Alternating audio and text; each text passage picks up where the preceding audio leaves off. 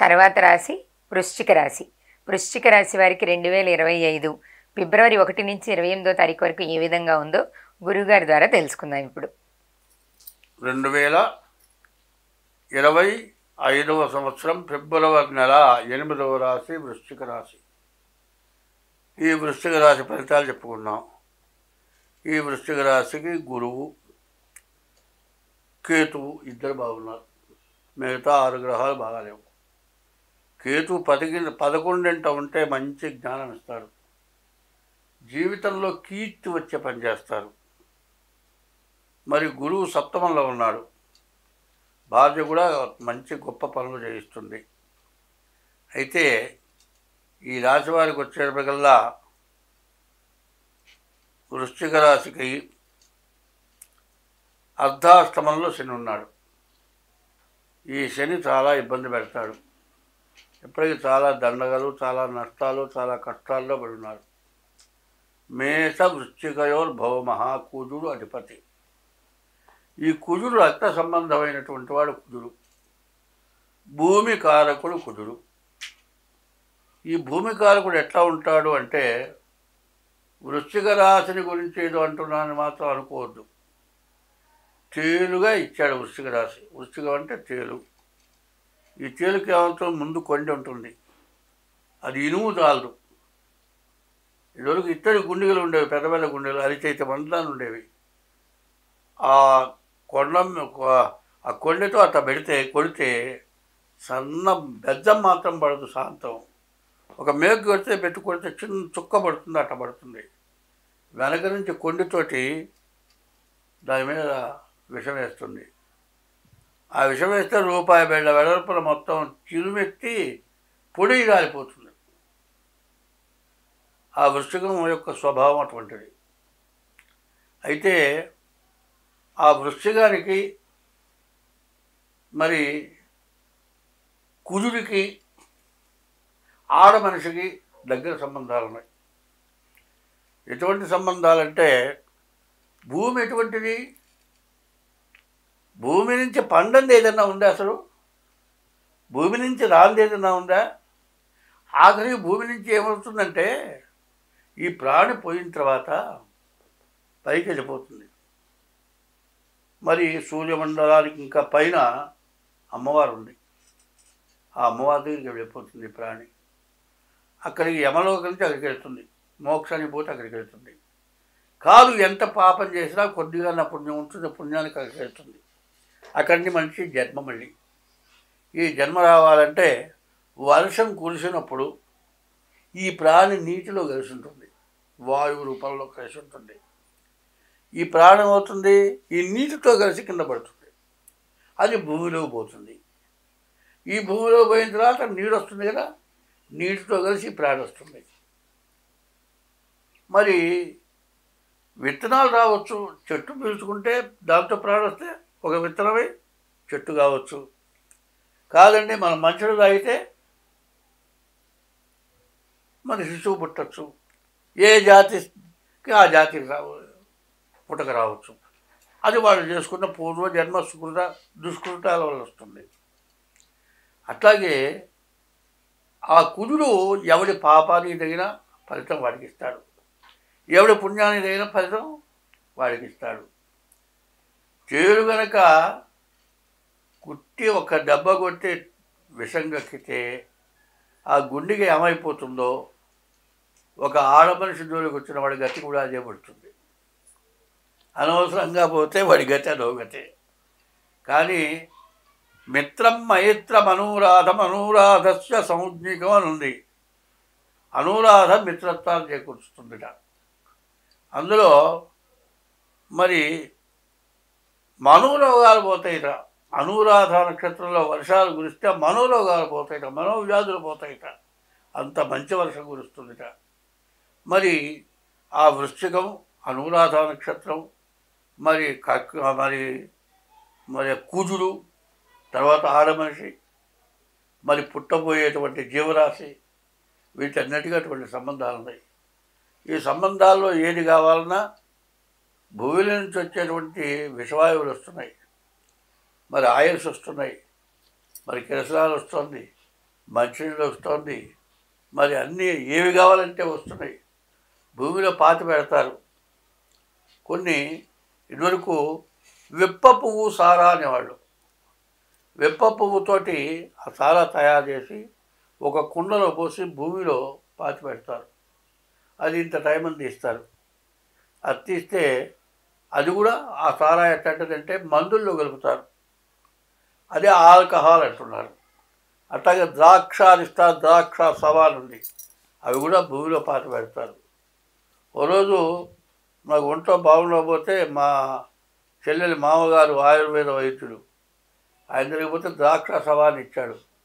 ఆ సీసాల మందు ద్రాక్ష సవా పోసాడు, పైన కార్కు బిగించాడు, పైన మూత బిగించాడు. ఆ సీసా ఒళ్ళో పెట్టుకుని బస్సులో కూర్చున్నా. ఈ కుదుపుకి గ్యాస్ ఎక్కువై ఈ మూతని పైకి తన్ని బస్సు అని కొట్టేసింది ఆ మందు మొత్తం. నేనేదో తెచ్చాను, నన్ను రావగొట్టపోయినారు. చివరికి ఫోన్ చేయించి తిట్టా అని చెబితే తగ్గింది. కాబట్టి అందులో ఎన్నో మంచి ఉన్నాయి, ఎంతో చెడు ఉంది. మంచిలోనే చెడు ఉంది, చెడులోనే మంచి ఉంది. చూడండి, ఇప్పుడు వ్యభిచారం వల్ల ఏమైంది, ఏ రోగం వచ్చింది ఈ మధ్య, దాని పేరు గుర్తు రావట్లేదు నాకు. ఎయిడ్స్కి పావు విషం వాడుతున్నారు. మరి అది స్త్రీ పురుషుల వల్ల వచ్చిందే కదా. ఇటువంటివన్నీ కూడా వృశ్చిక రాశి వల్ల వస్తాయి. వృశ్చిక రాశిలో కావాల్సిన మంచి, ఎంత మంచి కావాలో అంతుంది, ఎంత చెడు కావాలో అంతుంది. తినే ఆహారం ఉంది, అన్ని రకాలు ఉన్నాయి. కానీ వృశ్చిక రాశి కూడా చాలా విశేషమైన రాశి. ఆ రాశికి ఇప్పుడున్న పరిస్థితి ఏమిటా అంటే గురువు కేతువు తప్పితే ఏ గ్రహం బాగాలేదు. ఈ గురువు సప్తమంలో ఉండటం చేత మరి భార్య అనుకూలత అవుతుంది, భార్య వల్ల బాగా కలిసి వస్తుంది.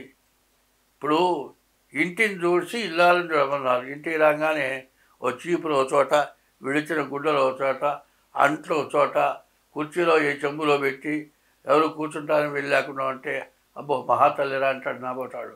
అదే ఇల్లు శుభ్రంగా చూస్తే ఉత్తమురాలని అర్థం. అంతవరకే కాదు, వచ్చిన వాళ్ళని గౌరవించడం, భర్త విలువ నిలబెట్టడం, ఇటువంటివన్నీ కూడా స్త్రీ వల్ల ఉంటుంది. అట్లాగే వృశ్చిక రాశికి ఎట్లా ఉంటుందంటే ఇనువుకి చెదలు పట్టిందంటే, ఇనువుకు తుప్పు పట్టల, చెదలు పట్టిందంటే ఏంటి, చక్కగా చెదలు పడుతుంది. ఇనువుకే చెదలు తుప్పు పట్టిందంటే తుప్పు కంటే విశేషమైన చెదలు, మొత్తం ఇనువు పేరు లేకుండా పోతుంది. అటువంటి పరిస్థితి ఈ రాశికి ఈ నెలలో కనబడుతుంది. ఈ వృశ్చిక రాశి ఆడమనిషి ఉన్నా కదా, మరి సప్తమ స్థానంలో గురువు ఉన్నాడు కదా, 14వ తారీఖు ప్రేమికులటువంటి రోజు కదా, మరి సప్తమంలో గురువు ఉన్నా అంటే చాలా మంచివాడు. ఆడమనిషి వల్ల చాలా మంచి జరిగే రోజులు కనబడుతున్నాయి.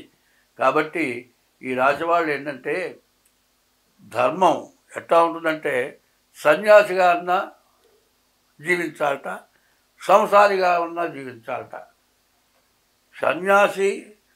సంసారి సుఖి, సన్యాసి దుఃఖి అన్నారు. అది కాదు, సంసారే దుఃఖి, సన్యాసి సుఖి. ఎట్లా అవుతారంటే ఈ సంసారికి రకరకాలైన బాధలు వస్తూ ఉంటాయి. వీళ్ళు సన్యాసి దగ్గరికి వెళ్తారు, గొప్ప గొప్ప పీఠాధిపతుల దగ్గరికి వెళ్తే వీళ్ళకి మంచి మార్గం చూపిస్తారు. అదే కాదు, వాళ్ళకి భిక్ష పెడతారు. వాళ్ళు వండని అన్నం వడకని బట్ట అంటారు. వడకుండా గుడ్డ వచ్చింది, ఎవడో ఉడికితే మనం గుడ్డ కట్టుకున్నాం, వండకుండా అన్నం వచ్చింది, ఇంకంతకంటే కావాల్సింది ఏముంది. వాళ్ళు ఎప్పుడు కూడా మనకు మంచి మార్గం చూపిస్తారు. అయితే వాళ్ళు అటువంటి వాడు గొప్పవాడు. అటువంటి గొప్ప వాళ్ళని మరి భిక్షగా పిలుస్తారు. వాళ్ళ పూర్వజన్మ పుణ్యం ఉంటేనే వీళ్ళింటికి వాళ్ళు భిక్షకు వస్తారు. మరి అటువంటి గొప్ప మహామహులు ఇప్పటికే ఉన్నారు. అటువంటి వాళ్ళు సుఖులే, వాళ్ళు మోక్ష సంపన్నులే, వాళ్ళు మనకు మార్గం చూపించేవాళ్ళే. అందువల్ల ఈ రాశికి సప్తమంలో గురువు ఉండటం వల్ల మరి దంపతులైన వాళ్ళు చాలా మంచి పనులు చేయడానికి అవకాశం ఉంది. ఎటువంటి ధర్మం చేసినా కూడా మగవాడు దానం చేసేప్పుడు చేతిలో నీళ్లు పోయాలి భార్య. ఆ భార్య నీళ్లు పోయకుండా చేసిన దానం దాని ఫలితం రాదు. తర్వాత ఏ దానం చేసినా ధర్మేచ అర్థేచ కామేచ త్రేషాం నాతి చరితవ్యా. పెళ్లి చేసుకునేప్పుడు భర్త చేత ఏం చెబుతున్నారు, మా అమ్మాయిని నీకు ఇస్తున్నాను, ధర్మం చేసినా, అర్థం డబ్బులు సంపాదించినా, దానం చేసినా, నువ్వు ఏది చేసినా మా అమ్మాయికి చెప్పి చేయమంటున్నారు. మా అమ్మ ఇష్టపడితే చేయమంటున్నారు. కాబట్టి ఇటువంటిదంతా కూడా మంచి పనులు చేయటానికి భార్యే కారకురాలు. భార్య ధర్మం చేయటానికి ఎప్పుడైతే ఇష్టపడ్డదో అప్పుడు ఆ కుటుంబం బాగుపడుతుంది. మరి హరిశ్చంద్రుడి భార్య అవేం చేసింది, తన్ని తాను అమ్మించుకుంది. మరి ఎంత చాకరీ చేసింది, తాను అమ్ముకొని మరి చివరికి కాటి కాపరిగా చేశాడు. మరి చక్రవర్తి పరిపాలన చేసిన వాడు కట్టుకొని పెట్టి మరి శవాన్ని కాల్చాడు. ఆయన ఎంత త్యాగి, మరి ఈమె ఎంత త్యాగి. మరి ఒక పండితుడింట్లో చాకరీ చేసింది. మరి వాళ్ళు సత్యం పలకటానికే వాళ్ళు ఇంత కష్టపడ్డారు. అందులో వాళ్ళు ఏం చెప్పాడు, మరి విశ్వామిత్రుడు వచ్చి అబద్ధం ఆడించాలని మరి మాలకన్యలను తీసుకొచ్చి నా పిల్లలు వీళ్ళు పెళ్లి చేసుకోమన్నాడు. ఆయన ఏం చెప్పాడు, అరజన్ వంశము నిల్పనే కదా వివాహము, అట్టి వైవాహికం పేటకి ఎప్పుడూ జరిగే సత్పుత్రుడు పుట్టను వయప్పలిపాకమ్మును తప్పుచున్నది. మరి ఈ వయసులో నాకు పెళ్ళెందుకయ్యా, నాకు పెళ్ళొద్దు అన్నాడు. అందువల్ల సర్వస్వం రాజ్యం మొత్తం తీసుకున్నాడు. రాజ్యాలన్నా ఇస్తా కానీ నీ కూతురు పెళ్ళి ఆ రాజ్యం ఇవ్వమన్నాడు. రాజ్యం తీసుకున్నాడు, అడవుల పాలైనాడు. సత్యం ధర్మం కోసం నిలబడ్డాడు. సత్య ధర్మాలు ఉండాలి అంటే, సత్య ధర్మాలు నిలబడాలి అంటే ఒక్క ఆడ మనిషి వల్లే అవుతుంది. మగవాడు ఎంత సంపాదించినా, వాడు ఎన్ని ఖర్చులు పెట్టినా ఒక దానం చేయడానికి ప్రేరేపణ చేసేది స్త్రీ. ఆమె చేసిన ప్రేరేపణే ఆ కుటుంబానికి వృద్ధిస్తుంది, వంశాన్ని గౌరవిస్తుంది.